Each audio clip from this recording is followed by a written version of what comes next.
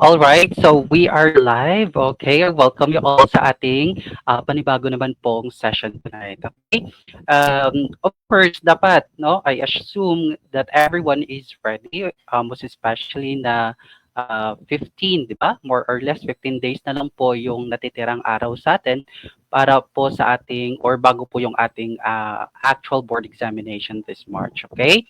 So dapat puspusan na po yung pag-aaral natin, yung ating mga preparations, dapat lahat po ng mga techniques na dapat nating i-master para paano atakihin yung mga tanong, dapat alam na po natin, okay?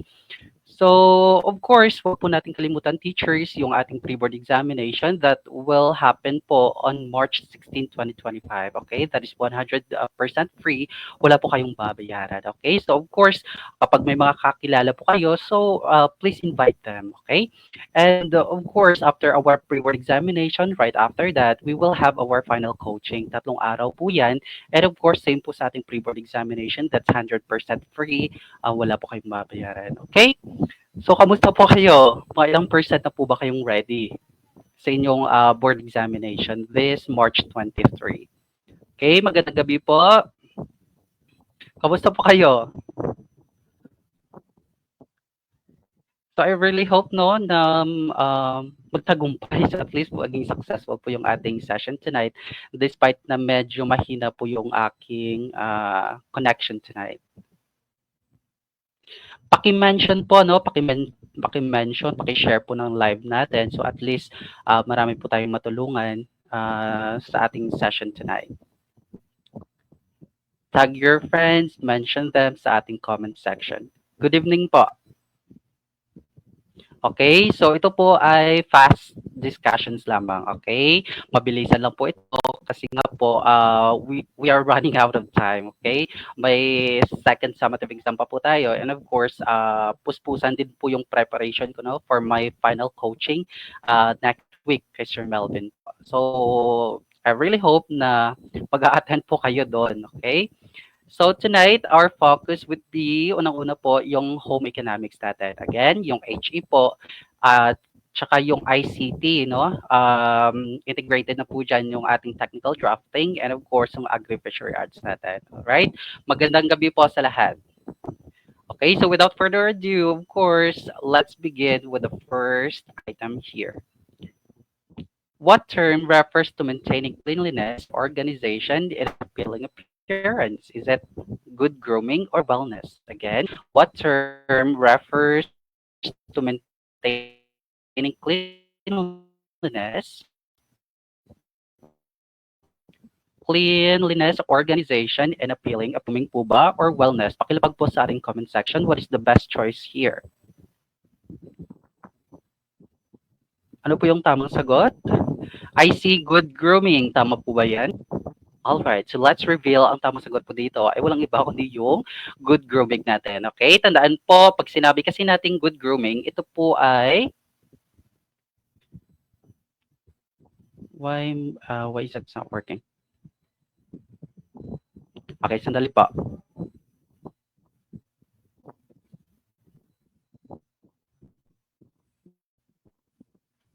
It's not working.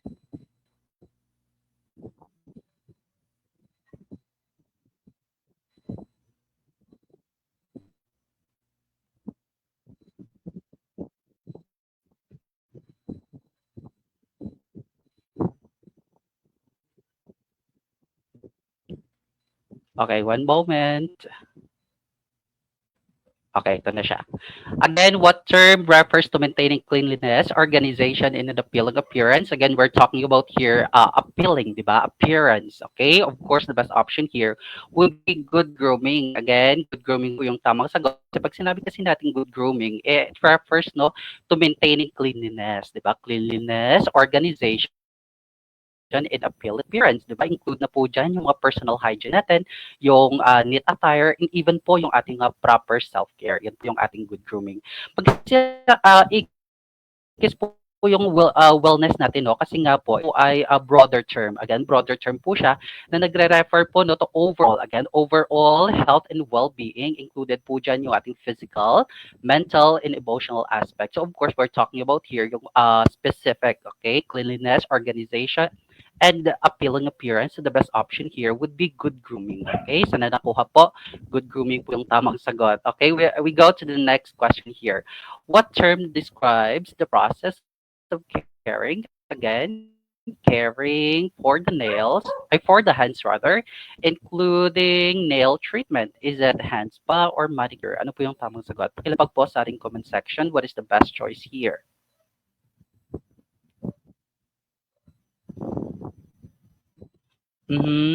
Caring for the hands, okay? Included po dyan yung ating nail treatment. Ano po yan? Hand spa po ba? Or manicure?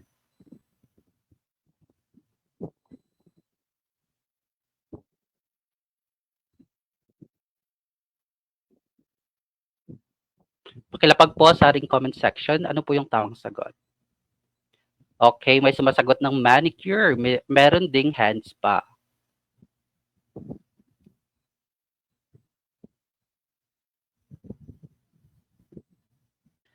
Okay, so let's reveal, wag na po nating patagalin. The best option here, of course, would be yung manicure. Again, manicure po yung tapang sagot. Okay, tandaan po kasi kapag sinabi nating manicure, ito po yung proseso, di ba? Proseso of caring for the hands, especially po, no, focusing on nail treatment, di ba? Especially once we want to shape them, and di ba, and polish them, yan po yung ating manicure.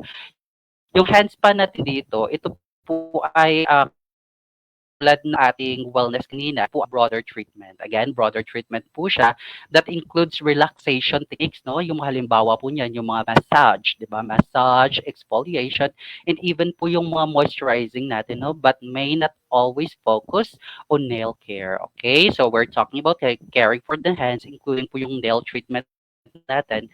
So the best option here would be manicure. Again, manicure po yung tamang sagot. We go to the next question here. Which ingredient serves as the primary component in most recipes? Again, primary in most recipes. Is it flour or yeast? Ano po yung tamang sagot? Pakilapag po sa ating comment section. What's the best choice here? Ano po yung pinaka-ingredient or yung primary component in most of the recipes? Ano po yan? Is that flour or yeast?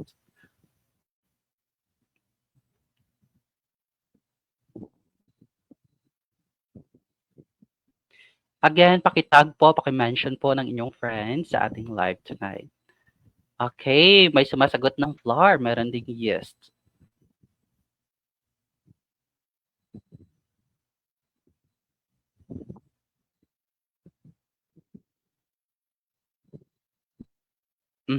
Ano po yung tamang sagot? Okay, wag na po natin patagalin. The best choice here, of course, would be yung flour. Again, flour po yung tamang sagot. Tandaan po, pag sinabi kasi nating flour, it serves as the primary component. Again, primary component siya in most baking recipes. Because, bakit nga ba? Because it provides structure and stability to baked goods. Okay? Yung mga baked goods natin or baked products, di ba? Yung yeast po natin, hindi po siya of course, nilalagay natin siya, no, para mag-rise yung dough natin, okay? Tandaan po natin, yeast po ay halimbawa po ng mga leavening agents. Again, leavening agents po siya na ginagamit natin, no, in specific recipes. Katulad po ng bread natin to help yung dough natin para tumaas, okay, or mag-rise. Yan po yung purpose ng ating yeast. Of course, we're talking about here yung primary component mismo ng ating recipes.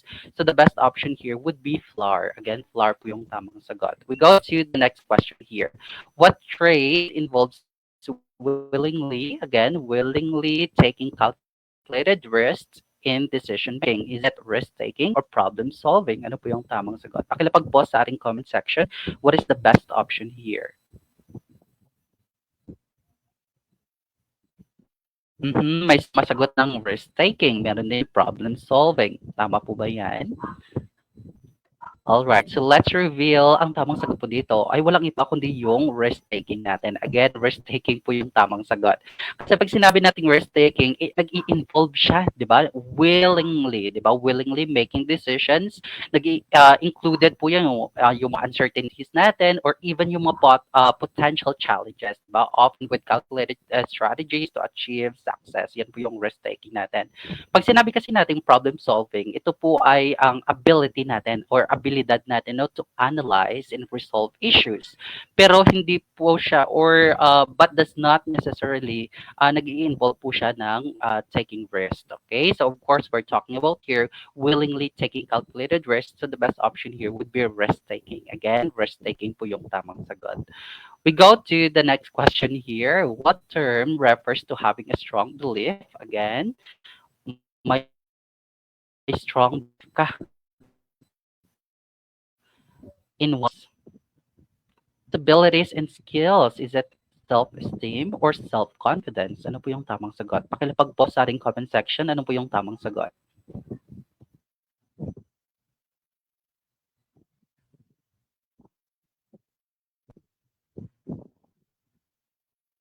Again, ano po yung pagkakaroon, di ba, ng strong belief, okay, sa abilidad mo mismo o sa skills mo. Ano po yan? Is it self-esteem o self-confidence?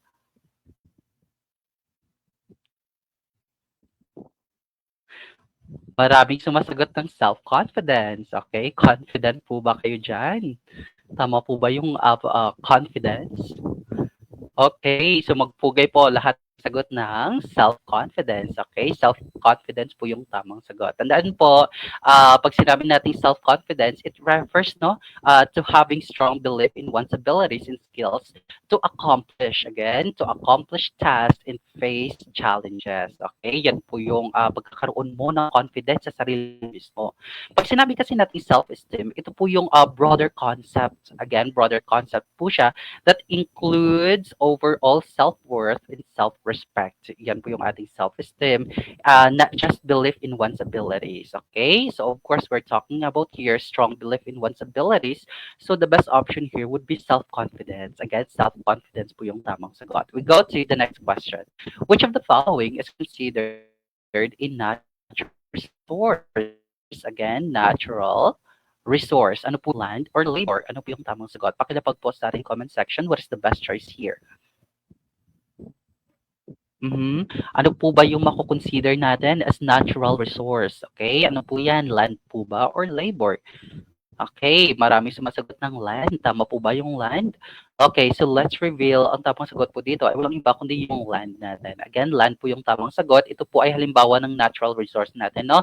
That includes or naturally occurring materials. Halimbawa po nito yung soil, di ba? Soil, water, minerals, and even po yung ating forests that are used in production. Yan po yung mga halimbawa ng ating natural resource. Pag sinabi kasi nating labor, ito po ay human resource. Again, yung labor po, ito ay human resource as it refers to the work and effort, diba, provided by people in the production process. Okay? Tandaan po, labor, human resource. Land, natural resource po yan.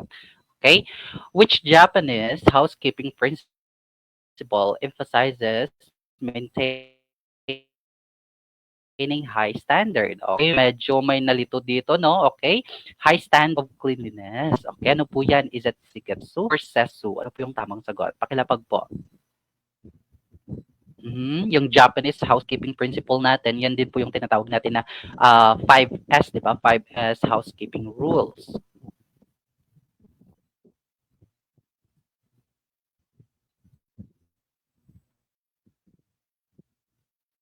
Maraming sumasagot ng Shiketsu, meron ding Sesu. Okay? Alright. Wag na po natin patagalin. The best option here, of course, would be yung magpugay po lahat na nasagot ng Shiketsu. Okay? Tandaan po na in the 5S Japanese housekeeping principles, yung Shiketsu po natin, it refers, di ba? It refers to standardizing cleanliness and maintaining high hygiene and organization standards. Yan po yung Shiketsu natin. Okay? Pagkakaroon po ng standard, di ba? Pag sinabi kasi natin siso, ito po yung it means shine, 'di ba? Shine or cleaning, okay? Once we're talking about here cleaning alone, so of course yung isasagot po natin yung sesu, okay? But of course we're talking about here maintaining high standard of cleanliness. So the best option here would be Siketsu. Again, Siketsu po yung tamang sagot. Next one here. What elastic material, again, elastic material contributes to the light texture of bread? Is that starch or gluten? Ano po yung tamang sagot? Pakilapag po. Ano po yan? Starch po ba o yung gluten na tinatawag natin? Okay, maraming sumasagot ng gluten. Tama po ba yan?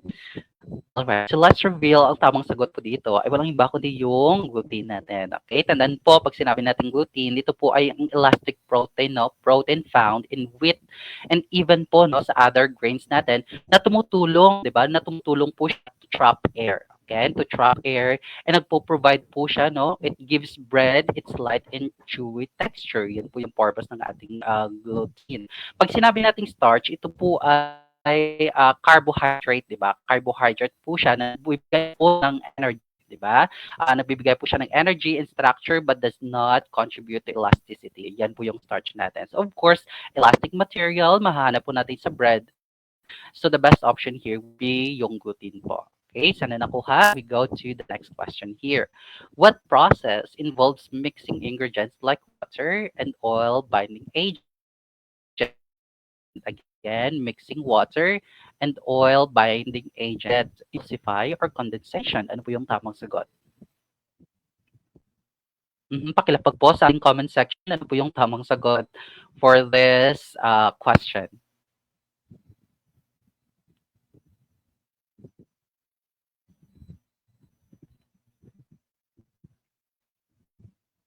Again, pakitag po, pakishare ng ating live tonight.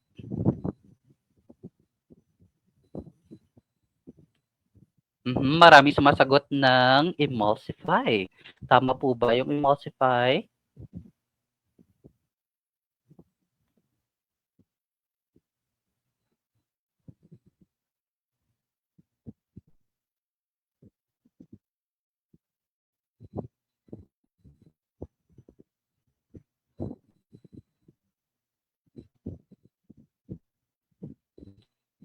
Kamusta po yung audio ko?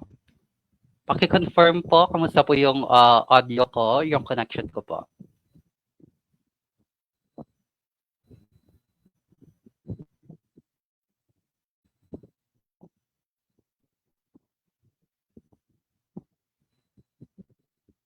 Okay lang po ba or medyo hindi po klaro?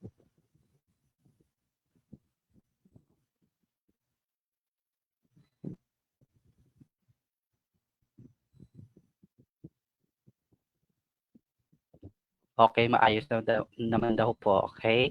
So let's continue. Of course, ang tamang sagot po dito ay walang iba kundi yung emulsify natin. Again, emulsify po yung tamang sagot, okay? Mixing ingredients po, yung water natin and oil binding agent. Tandaan po, pag kasi natin emulsification or yung emulsify natin, ito po yung proseso natin, no?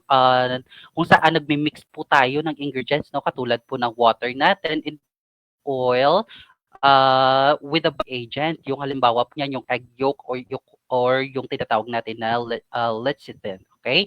To create a stable mixture, yan po yung emulsification natin. Pag sinabi kasi natin condensation, ito po ang process of changing a gas into a liquid or combining molecules to form a larger compound, okay? Hindi unrelated po siya sa ating mixing oil and water. So of course, we're talking about here combining, okay, mixing of ingredients katulad po ng ating water and oil. So ang tamang sagot po dito is emulsification or yung emulsify, okay? Sana nakuha po. We go to the next question here. What is the technical term for nails? Again, technical term for nails. Ano po yan? Keratin. Ano po yung tamang sagot po?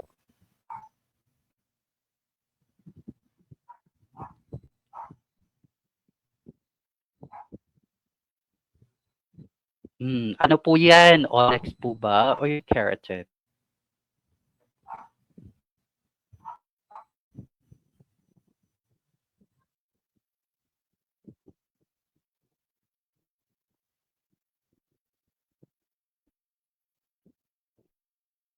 Okay, maraming sumasagot ng Onyx. Okay, tama po ba yan? Of course, ang tawang sagot po dito ay walang iba kundi yung Onyx natin. Okay, yan po yung technical term natin. Again, pag tinanong po kayo sa actual board, ano po yung technical term for nails, ang tamang sagot po doon is yung Onyx natin. Pag sinabi kasi natin keratin, ito po yung protein, no? Protein that makes yung nails natin. Again, kapag tinanong kayo kung ano po yung substance, okay, na present po no sa ating nails or hair, and even po sa skin natin, isa po doon is yung keratin. Again, keratin po yun. Next one here.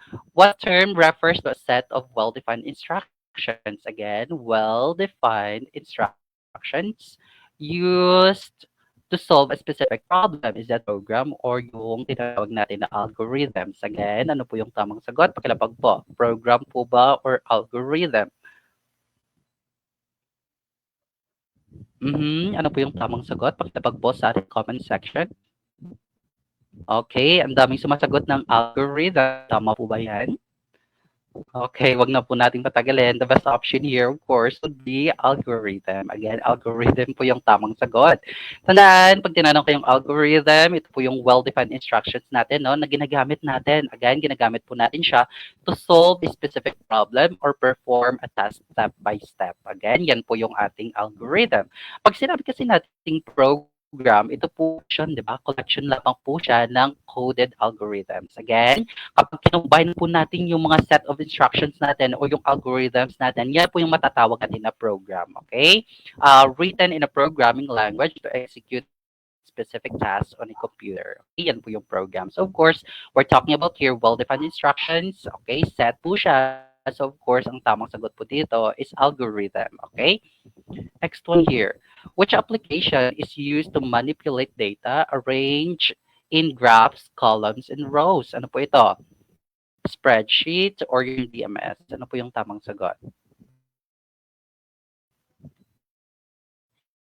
Apps? Ano po yan? Spreadsheet po ba or yung DMS na tinatawag natin?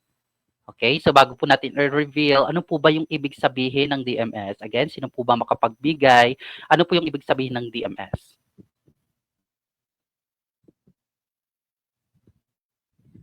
Pakilapag po sa ating comment section.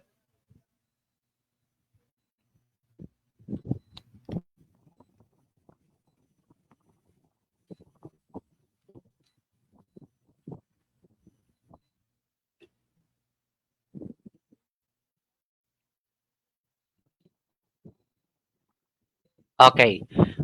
Of course, pag sinabi natin or tinanong kayo kung anong ibig sabihin ng DMS, yung tamang sagot po doon is yung data management system. Again, data management system, yan po yung ating DMS. Okay? So, of course, ang tamang sagot po dito ay walang iba kundi yung spreadsheet. Okay? Tandaan po yung spreadsheet natin. Yung halimbawa po niyan is yung MS Excel, di ba? Ito po ay application natin no, na ginagamit no, to manipulate data, arrange in graphs. Tandaan po, may presence po siya ng mga graphs, columns, and even po yung rows, di ba? Yung halimbawa po niyan, yung Microsoft Excel natin, and even po sa ating mga Google Sheets, di ba? Yan po yung halimbawa ng ating spreadsheet. Of course, yung data management system natin dito, ito po ay Kes, okay? Hindi po siya yung pinag-uusapan natin dito. Tandaan, yung DMS po natin, ito po ay broader system, no? Broader system po siya na ginagamit natin, no, for storing, organizing, and even managing data. Pero hindi po siya specifically designed for data manipulation in tabular format, okay? Tabular format, okay? Yan po yung DMS natin. So, of course, we're talking about here manipulation of data. So, the best option here would be spreadsheet. Again, spreadsheet po yung tamang sagot. Next one here. What type of drawing is aided by additional instruments? Again, aided po siya ng additional instruments like ruler and compasses. Is that mechanical or digital? Ano po yung tamang sagot?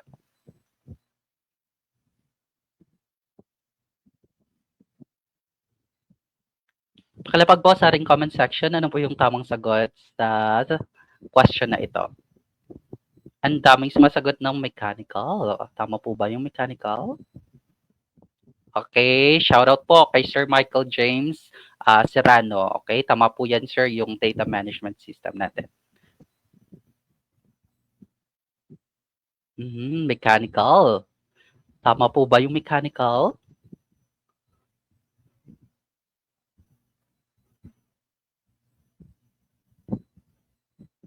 Alright. Ang daming sumasagot ng mechanical. Aided po siya no, ng mga instruments natin like ruler and compasses. Ano po ito? Huwag nating patagalin. Ang tamang sagot po dito ay walang iba kundi yung mechanical. Sorry. Pag sinabi kasi nating mechanical, ito po ay klase, di ba? Or type of technical drawing na aided po ng ating mga instruments. Yung halimbawa po niyan, yung ating mga rulers, yung compasses natin, and even po yung ating mga protractors, no?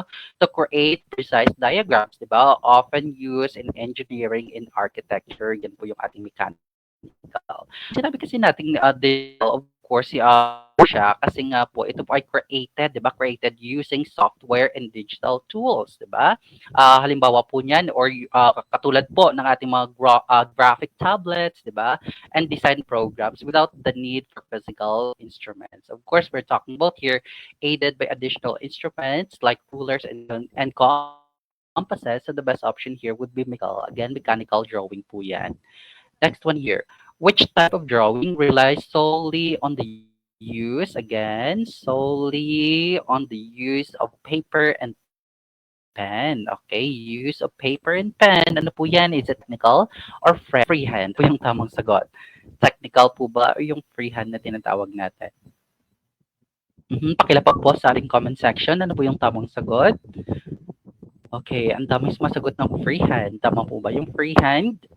Okay, magpugay po lahat na nagsagot ng freehand. Okay, yan po yung klase ng drawing natin. Nagre-rely lang po no, solely on the use of paper and pen without the aid of rulers or yung mga instruments natin, katulad ng rulers natin, compasses, even po ng other tools. No? So, often ginagamit po natin ito for sketches. Again, sketches lamang po and artistic illustrations. Diba? Daw pagka minimalist. Pag sinabi naman nating technical drawing, ito po ay nagre-require po siya ng precision, di ba? Precision tools. Halimbawa po niyan na ginagamit natin for technical drawing, yung rulers natin, compasses, and even po yung mga drafting instruments natin, no? To create accurate, and then po to create accurate and detailed designs. Yan po yung ating technical. So, of course, pinag-uusapan po natin dito yung limited lamang po no, on the use of paper and pen. So, ang tamang sagot po dito ay walang iba kundi yung freehand. Okay? Next one here. What term refers to malicious software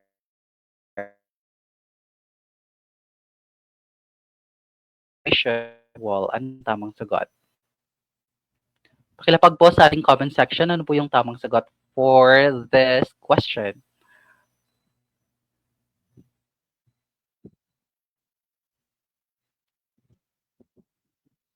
May sumasagot ng malware. Tama po ba yung malware?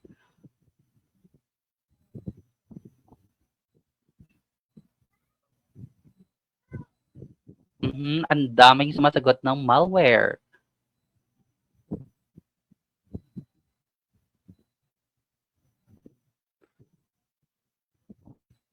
Okay. Huwag na po natin patagalin ang tawag po dito. Ano lang iba kundi yung malware natin. Again, malware po yung tamang sagot. Pag sinabi kasi nating malware, ito po ay short no for malicious software. Again, malicious software, yan po yung ating malware, di ba? It refers po siya to any software designed to harm. Again, nag-harm po siya, nag-exploit and even damage our computer system. Okay?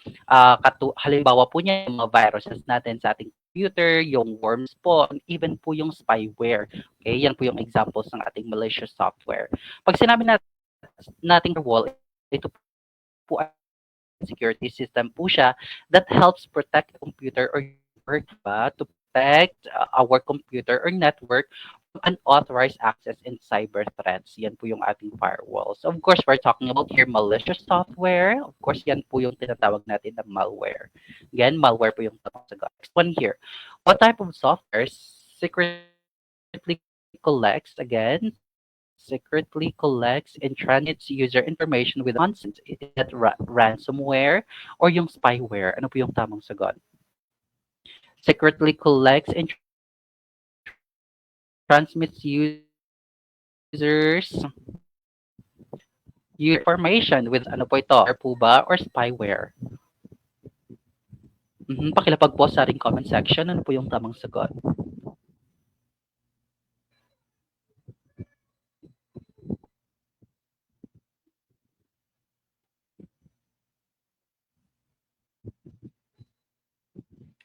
Grabe yung connection dito. Grabe, grabe. Bida-bida talaga.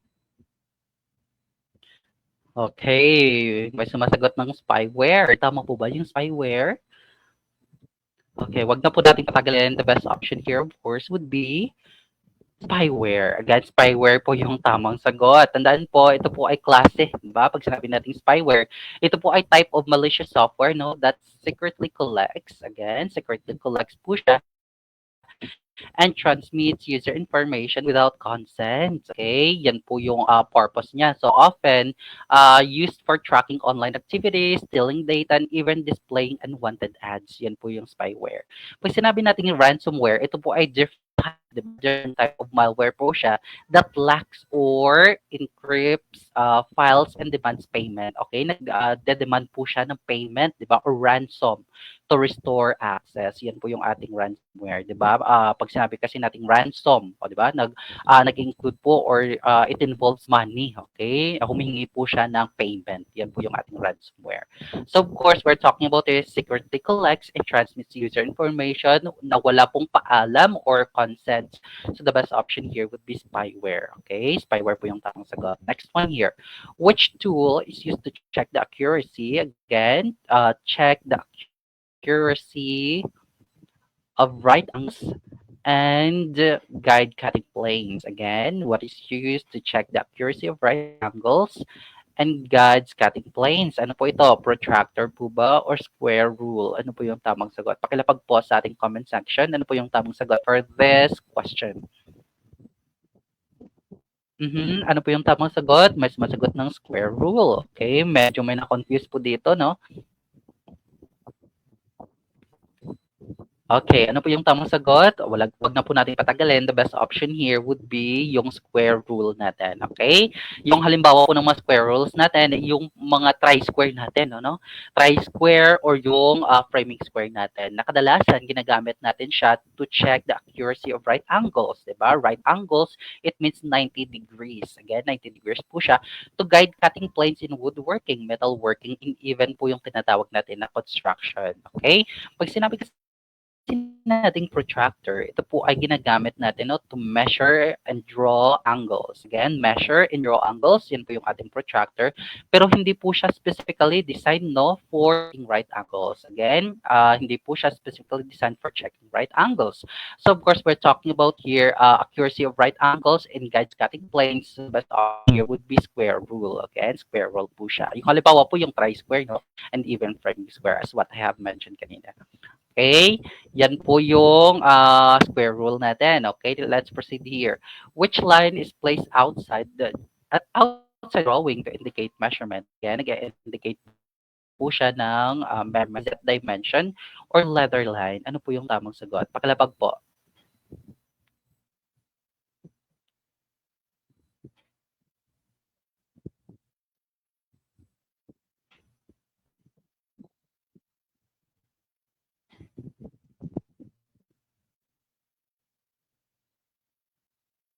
May sumasagot ng dimension. Tama po ba yung dimension?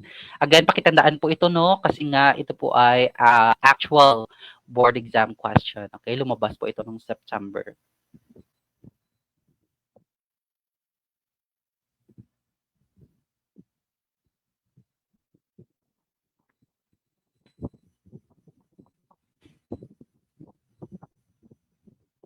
Meron ding leader line. Tama po ba yung leader natin dito? Meron dimension. Okay, nag-aaway po. Ano po yung tamang sagot? Again, I tell you teachers, masterin po natin yung alphabet of lines. Okay, hindi po yan nawawala.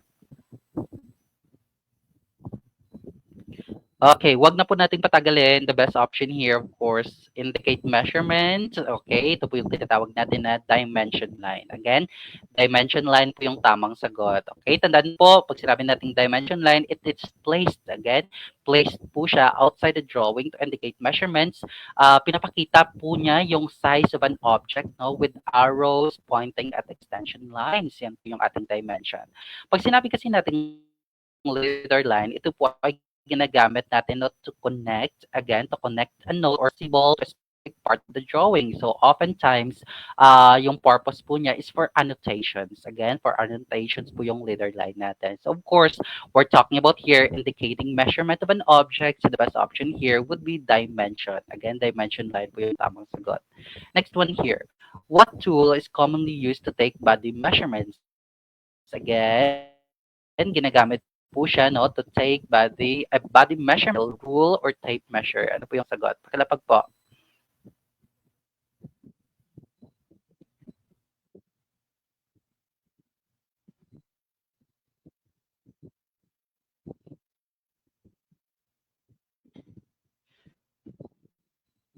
Uy, grabe yung signal. Grabe yung connection ko dito.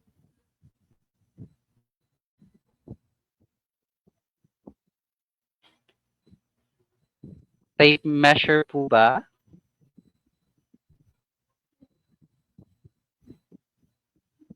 Okay, ang daming sumasagot ng tape measure, okay? Wag na po nating patagalin.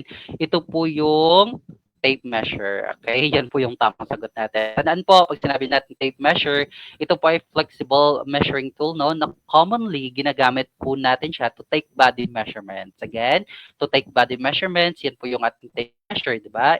Most especially po, once we are dealing with dressmaking, tailoring, and even fashion design, okay? Yan po yung ating tape measure. Yung steel rule, of course, hindi po siya. Ito po ay rigid, di ba? Rigid or rigid measuring tool used for precise measurements and flat surfaces. Again, flat surfaces, hindi po siya ideal for measuring the human body. Okay? Yan po yung ating steel rule. So, of course, talking about here body measurements, yan po yung ating tape measure. Okay? We go to the next question here. Who is the head of housekeeping department? Again, we're talking about here the head, okay? Sino po ba yung housekeeping department? Ano po ito? Is it housekeeping supervisor or executive housekeeping or housekeeper? Ano po yung tamang sagot? Pakilapag po. Again, ito po ay under na ng ating housekeeping. So, dapat talaga, well-rounded po tayo in every areas. Dapat alam po natin yung mga fundamentals. Ano po ito? Head of house. Ito po yung tinatawag natin na, okay, take note po ito, no? Ito po yung tinatawag natin na executive housekeeper. Again, executive, di ba? Head po siya. Ito po yung head, no, of the housekeeping department in a hotel. Responsible po niya or responsibility po niya to oversee. Again, oversee housekeeping operations, pagmamanage po ng mga staffs, and even po na pag-i-ensure ng cleanliness standards. Yan po yung ating executive housekeeping. Pag sinabi kasi nating housekeeping supervisor, yung purpose po niya is to assist. Okay, mag-a-assist po siya in managing housekeeping tasks but does not hold the highest authority in the department. Okay, so of course we're talking about in the highest. So the best option here would be executive housekeeper. Okay, yan po yung ating tamang sagot. Next one here. What method involves germinating seedlings? Again, germination or germinating seedlings in a flat tray. Okay, that is 3 to 4 inches deep. That's seed box method or broadcast. Ano po yung tamang sagot? Kalapag po.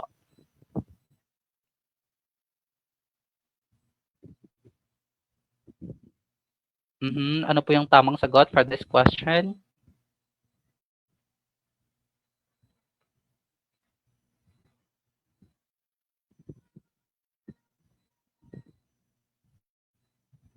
Okay, ang daming sumasagot ng executive housekeeper.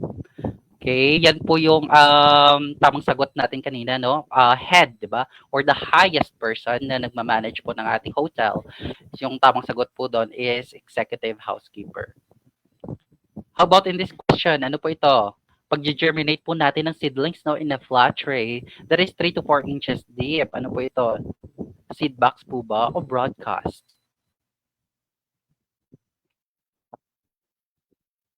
Medyo pasensya na po, no, sa ating connection tonight. Medyo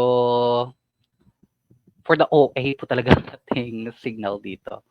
Okay, ano po yung tamang sagot?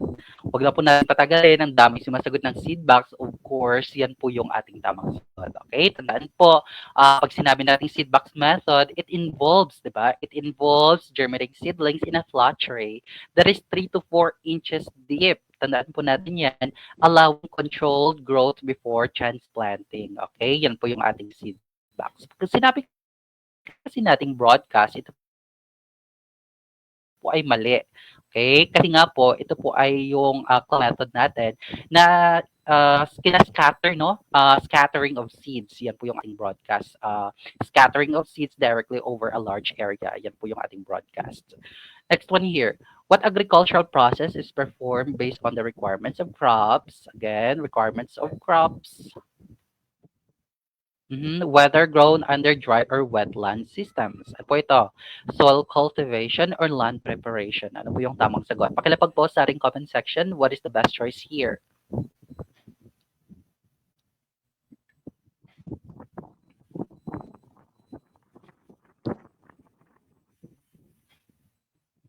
May sumasagot ng land preparation. Tama po ba yung land preparation natin? Mhm.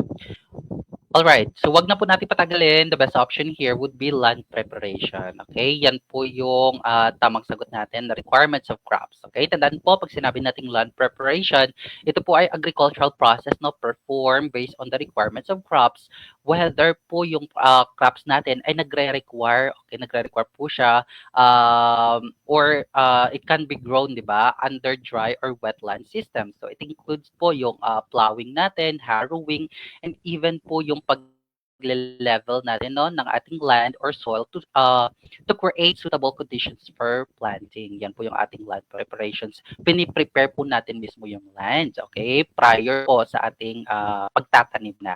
Yung soil cultivation, ito po specifically no to loosening, 'di ba? Loosening and aerating the soil to promote plant growth. So often done po siya after land preparation. Okay? Right after our land preparation, yan po yung ating soil cultivation, 'di ba? Specifically loosening and aerating. So of course, the requirements of crops, yan po yung tinatawag natin na land preparation. Next one here, which type of soil contains the finest and then po, finest and smallest particles? Ano po ito? Is that sand or clay? Ano po yung klase ng soil natin na nagko-contain po siya ng finest or smallest particles? Ano po yan? Sand po ba or clay? May sumasagot ng clay. Tama po ba yung clay? Okay, so let's reveal ang tamang sagot po dito ay walang iba kundi yung clay natin. Okay, tandaan po, yung clay soil natin ay nagko-contain po siya ng finest, the smallest particles, making it dense and able to retain water well. Okay, nire-retain po niya yung moisture or yung water. Pag sinabi kasi natin sand, ito po ay ano no, may presence po siya ng mga larger particles. Again, larger particles and drains water quickly. Okay? Mas mabilis po ma-drain yung water natin kapag sand po yung soil natin. So of course, we're talking about here finest and smallest particles. The best option here would be clay. Okay? Clay po yung tamang sagot. Next one here. What term refers to farm tools, again, farm tools that is either animals, or is it implements or power tools? Pakilapag po, ano po yung tamang sagot?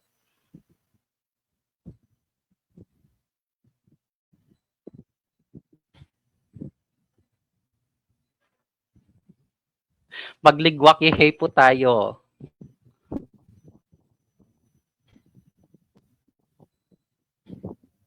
Ang daming sumasagot ng implements. Tama po ba yung implements natin?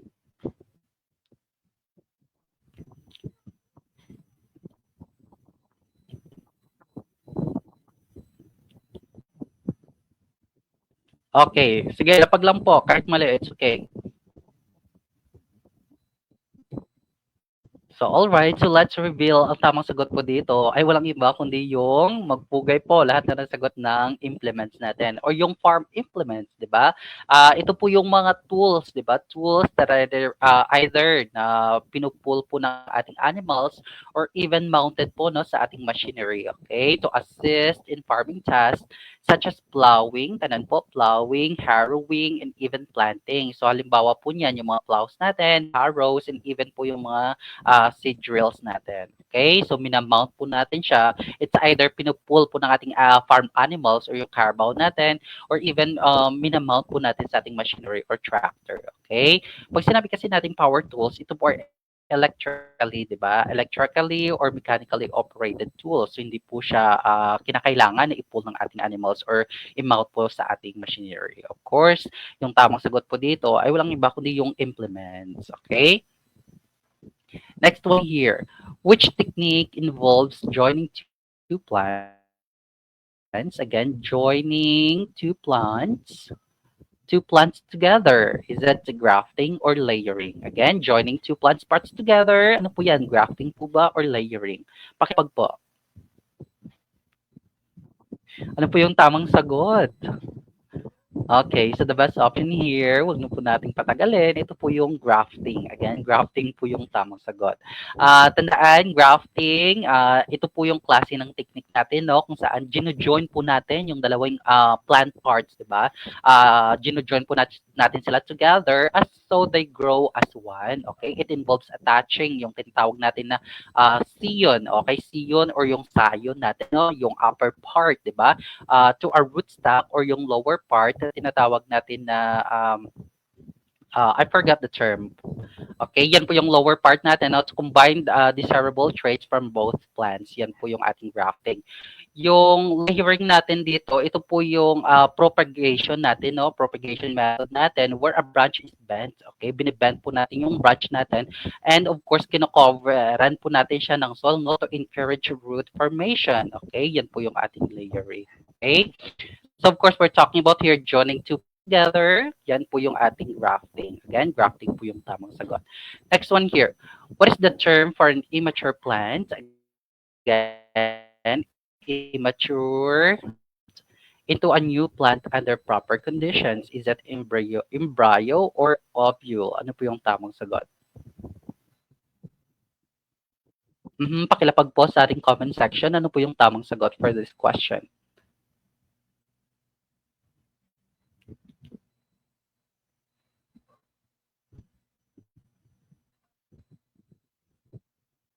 May sumasagot ang embryo here. Meron ding ovule. Tama po ba yan?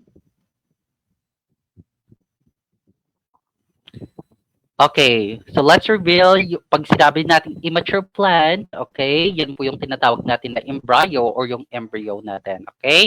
Ayan po yung tamang sagot. Pag sinabi natin, ito po ay immature plant inside the seed that can develop into a new plant under proper conditions, okay? Given the right water, temperature, and even oxygen levels. Yan po yung embryo. Pag sinabi nating ovule, ito po ay part of the plant, di ba? Part of the plant that once fertilized develops into a seed containing the embryo. Yan po yung ating ovule. Okay? So of course, we're talking about here immature plants. So ang tamang sagot po dito is yung embryo. Next one here.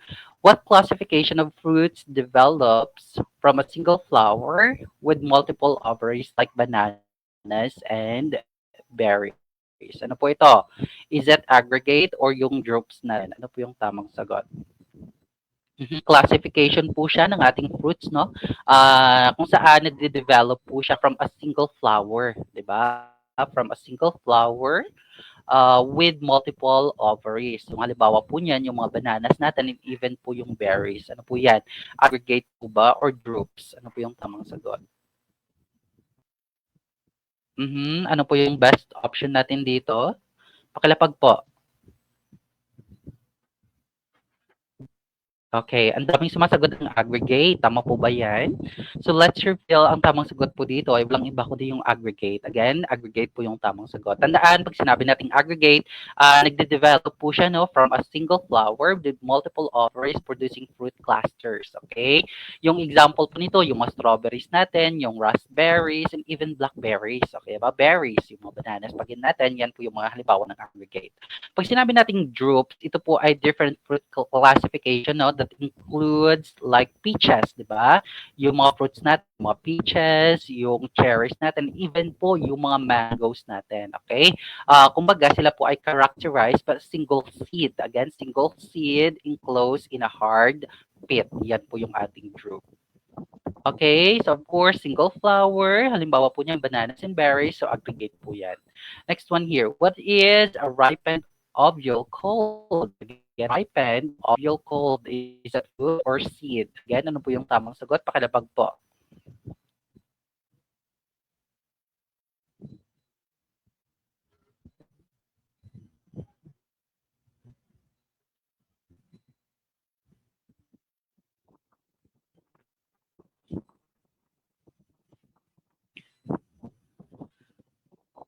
Okay, may sumasagot ng fruit, meron ding seed. Tama po ba yan? Nag-aaway ang fruit at saka yung seed.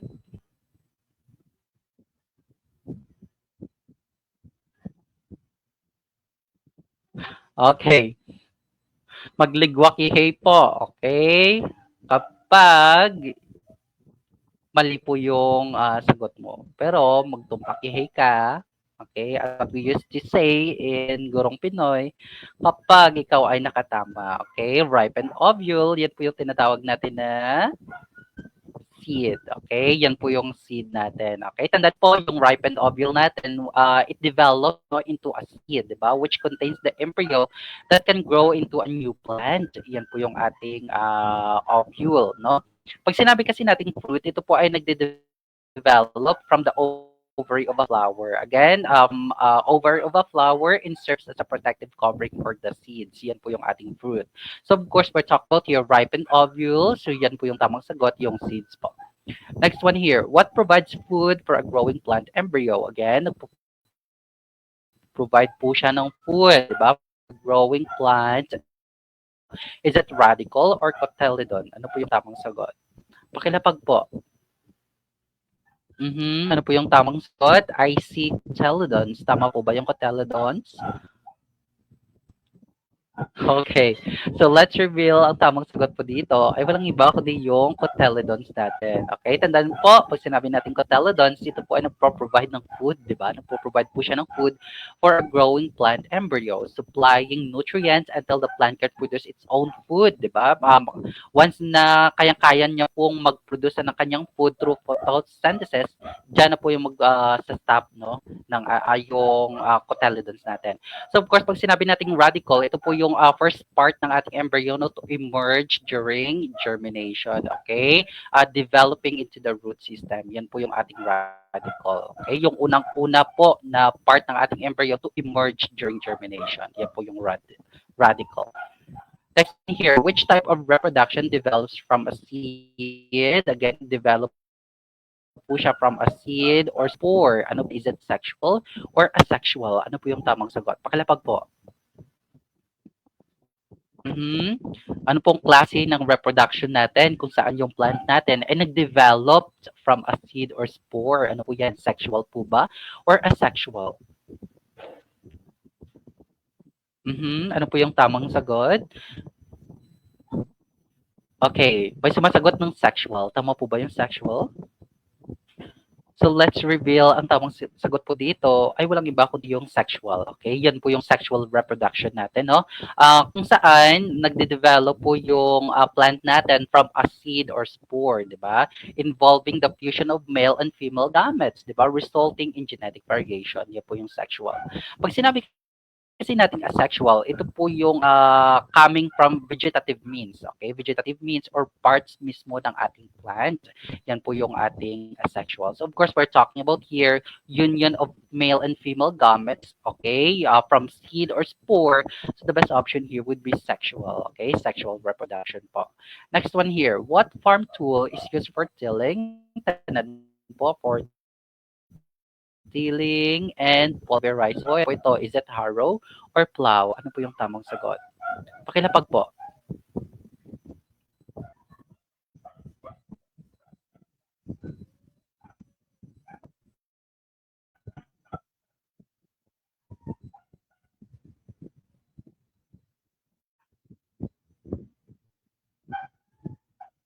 Okay, may sumasagot ng harrow. Tama po ba yung harrow natin?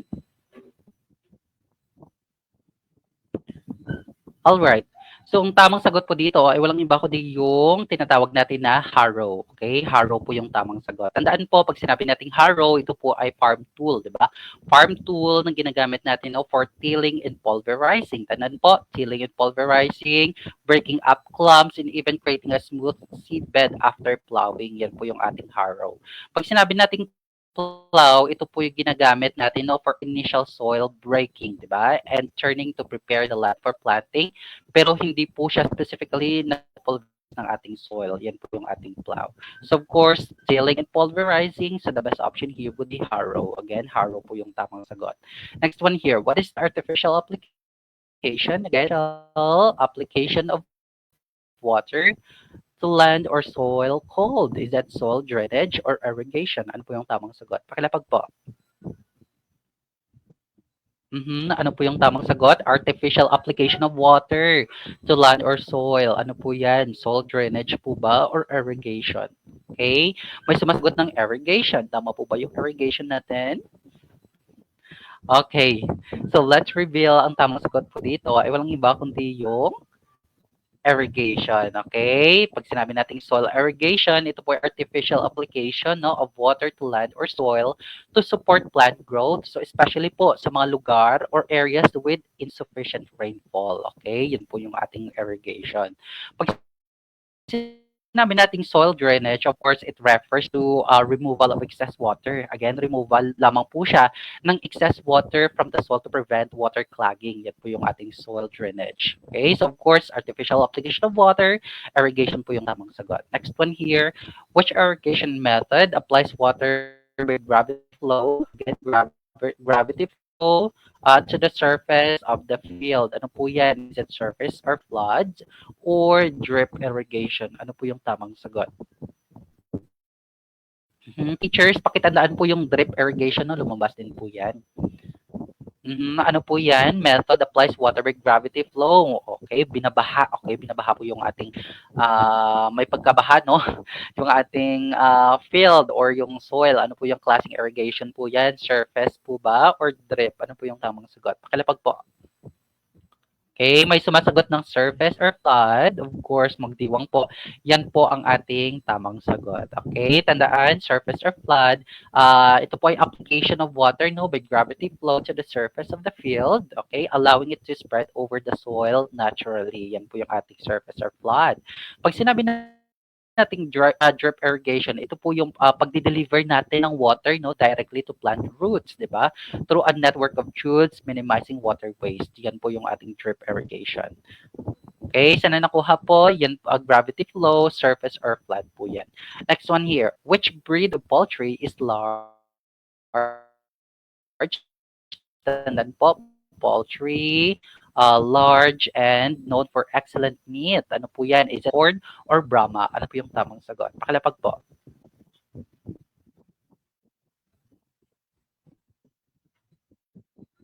Poultry, no?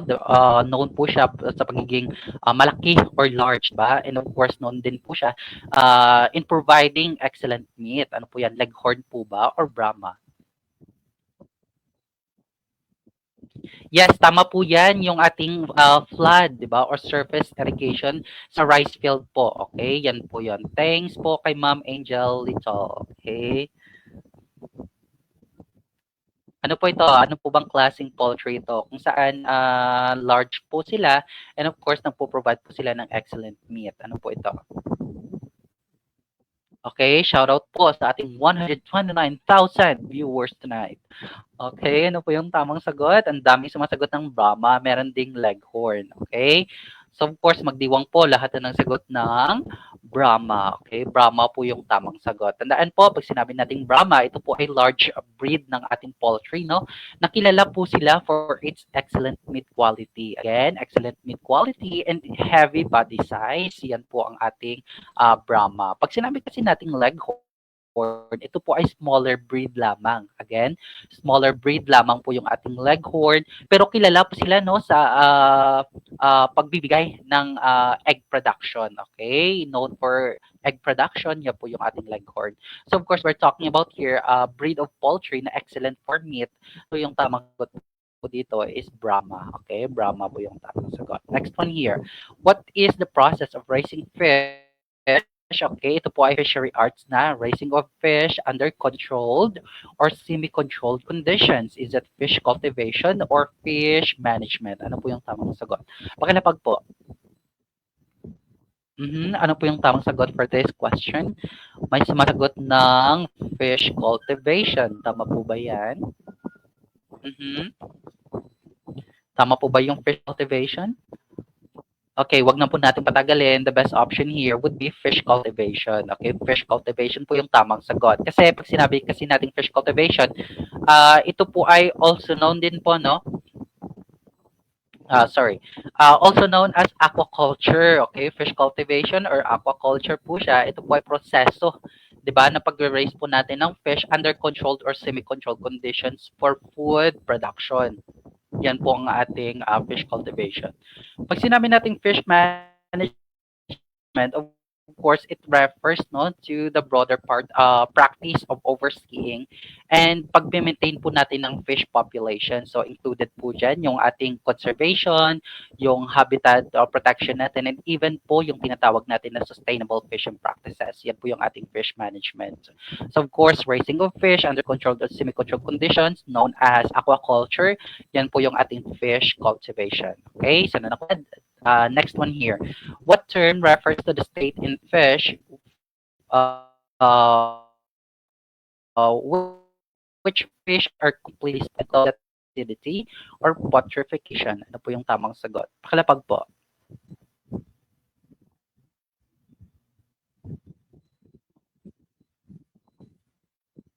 Rancidity po ba or putrefaction? Or putrefaction, sorry, putrefaction. Ano po yung tamang sagot? Pakilapag po sa ating comment section. Okay, ang daming sumasagot ng putrefaction, meron ding rancidity. Okay? So magdiwag po lahat ng sagot ng putrefaction. Okay? Putrefaction po yung tamang sagot natin.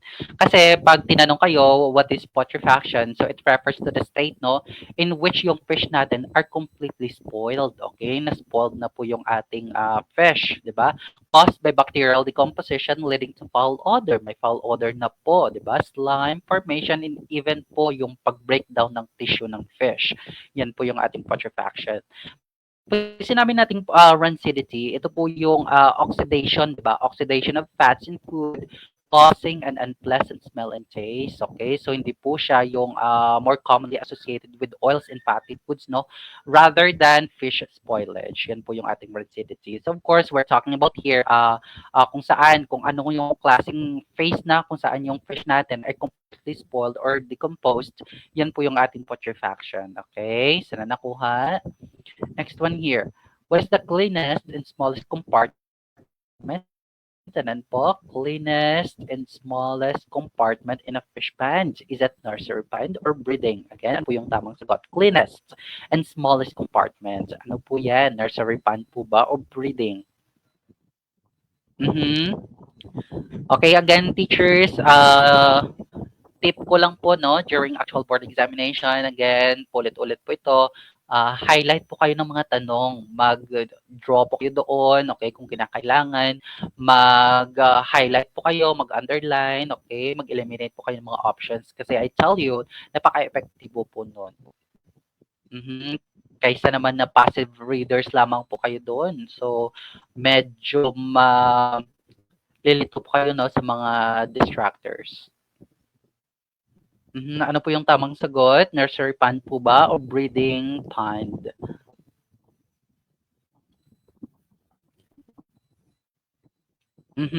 So let's reveal ang tamang sagot po dito ay walang iba kundi yung nursery pond natin. Okay, tandaan po pag sinabi nating nursery pond, ito po ay cleanest, 'di ba? And smallest compartment in a fish pond. So designed po siya no for rearing young fish, okay, fry or fillings. Okay, yan po yung ating nursery pond. Pag sinabi nating breeding pond, ito po ay ginagamit natin no for fish reproduction, 'di ba? Fish reproduction and may not be as small as clean or as clean as nursery. Yan po yung ating breeding. Okay? Fish reproduction, yan po ang ating pan. Nursery pan, cleanest, smallest compartment siya. Next one here. What structure is used for nursing fry and holding breeders? Resembling, tanan po, nursing fry and holding, resemble po siya ng inverted mosquito net. Ano po yan? Fingerling cage po ba or hapa? Ano po yung tamang sagot? Pakilapag po. Medyo daming naligwak po dito, no? Fingerling cage po ba or hapa? Okay. So let's reveal ang tamang sagot po dito ay walang iba kundi yung hapa natin. Okay? Saan po, pag sinabi nating hapa, ito po ay structure, di ba? Structure natin na ginagamit for nursing a war fry and holding breeders. So, nagre-resemble po siya ng inverted mosquito net natin dito and commonly ginagamit na siya in aquaculture to protect young fish while allowing water exchange. Yan po yung ating hapa. Yung fingerling cage natin, ito po ay floating enclosure natin, no? Again, floating enclosure po siya na ginagamit natin for growing fingerlings but does not have the same fine mesh design. Di po katulad ng ating hapa. Okay? Yan po yung ating fingerling cage. So, of course, we're talking about here na ginagamit natin for nursing our fries and even holding breeders. Yung tamang sagot po dito ay walang iba kundi yung hapa. Okay? Next one here. Which fish pond layout consists of one sluice gate and a long water supply canal?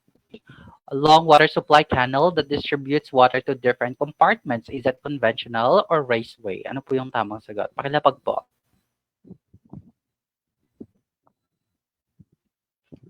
Conventional po ba or raceway? Ano po yung tamang sagot?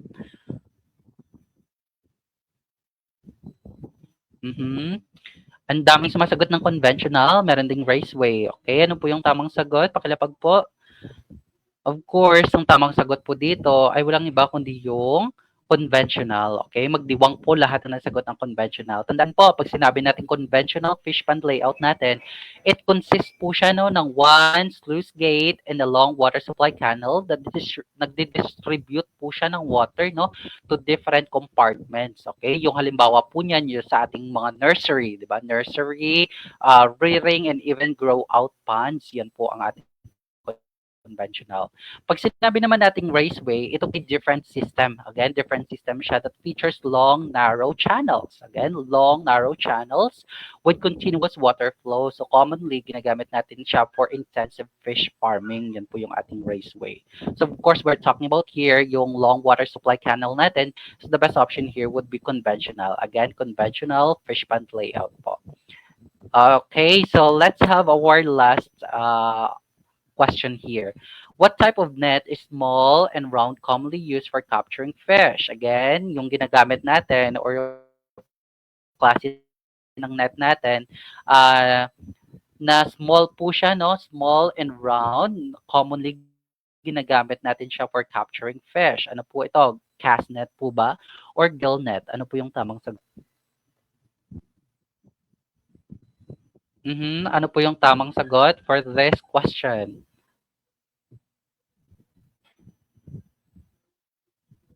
Cast net po ba or gill net? Ano po yung tamang sagot?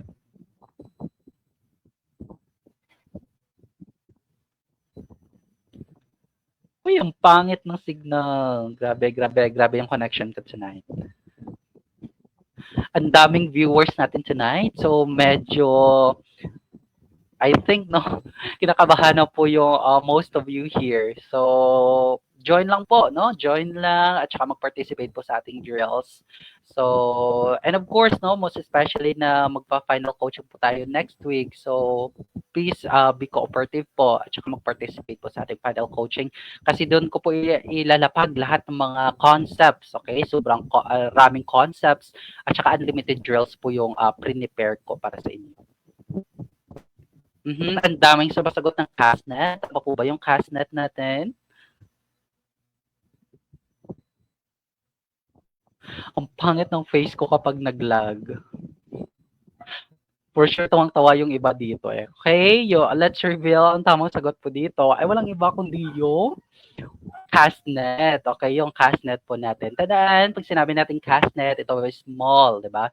Small and round net na tino-thrown po natin, no? Di ba? At ano po ba yung sa dialect? Haboy, okay? Ginahaboy, yan po yung dialect term namin dito, okay? Tinatapon, di ba? Into the water to capture fish, di ba? It spreads out and sinks trapping fish as it is pulled back. Yan po yung ating cast net. Pag sinabi nating gill net, of course, ito po ay larger. Again, larger, stationary po siya. Stationary net designed not to entangle fish by their gills as they try to swim through it. Yan po yung ating gill net. Okay, stationary, di ba? At rest lang po yung ating gill net. Yung cast net, tinatapon po. Yan po ang ating cast net. So, of course, net that is small and round, commonly used for capturing fish, the best option here would be cast net. Okay, yan po ang ating tumpak na choice. So, of course, before we finish our discussion tonight, I would like to leave you a phrase or verse from the Bible that is from the book of Isaiah 60:22. When the time is right, I, the Lord, will make it happen. Okay? As what I kadalasan na sinasabi ko, just do your best and let God do the rest. Okay? Kapag para sa iyo, ay para po talaga sa iyo. Okay? So, of course, hindi po pwede na paniwala lang po tayo dyan, no? Of course, kinakailangan na comprehensive, okay? Well-rounded din po tayo sa ating pagre-review, okay? Dapat marami po tayong baon sa ating actual board examination given the fact na tayo po ay TLTV majors na sobrang lawak po ng ating areas, okay? So, would be all teachers. Thank you so much po sa pag-participate po sa ating live discussion tonight. So of course, I will give you an update po para sa ating last session, okay? That is our session 10. So probably po sa weekend, okay? Yan po ang ating schedule para sa ating session 10. And of course, the rest after my final coaching, okay? Summative exam, and of course, followed po ng ating pre-board at saka final coaching na 3 araw po. Okay? Thank you so much po, teachers.